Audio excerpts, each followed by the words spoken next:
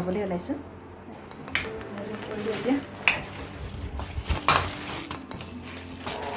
নমস্কাৰ, স্বাগতম জনাইছোঁ মোৰ ইউটিউব চেনেল অৰ্চনা কাকতিলৈ। এঠাইলৈ যাবলৈ আহিছোঁ, দেখি এইটো গমেই পাইছে। আহক মোৰ লগত ভিডিঅ'টো উপভোগ কৰক আৰু ক'লৈ গৈ আছোঁ তাকো চাম বাৰু।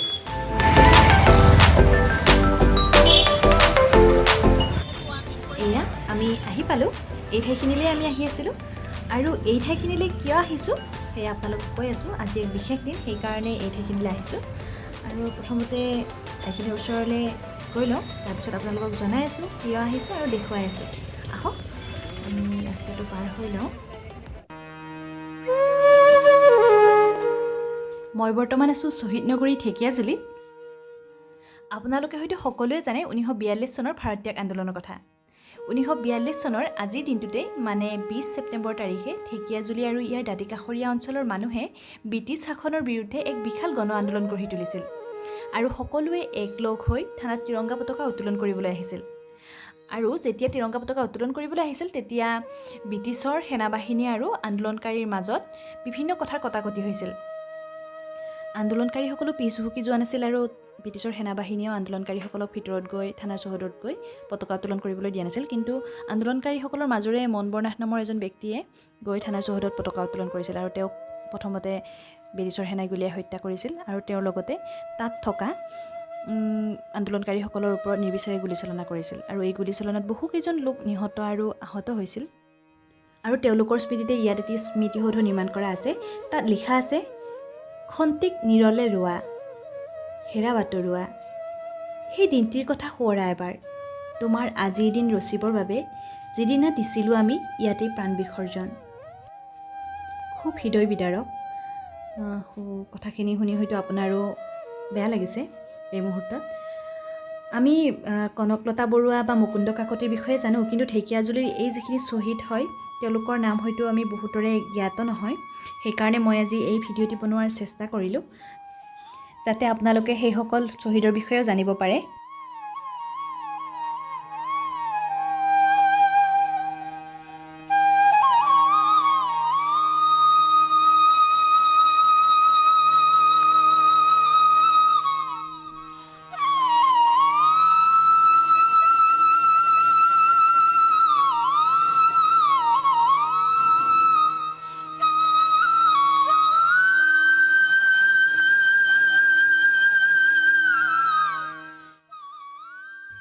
(1942 চন) ভাৰত মাতৃৰ মুক্তিৰ বাবে মহাত্মা গান্ধীৰ নেতৃত্বত অহিংস গণবিপ্লৱৰ সূচনা হ'ল।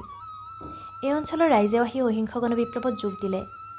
মুক্তি নাইবা মৃত্যুৰ মনেৰে দীক্ষিত হৈ স্বাধীনতা যুঁজলৈ নিজৰ তেজৰ বৰঙণি যোগালে।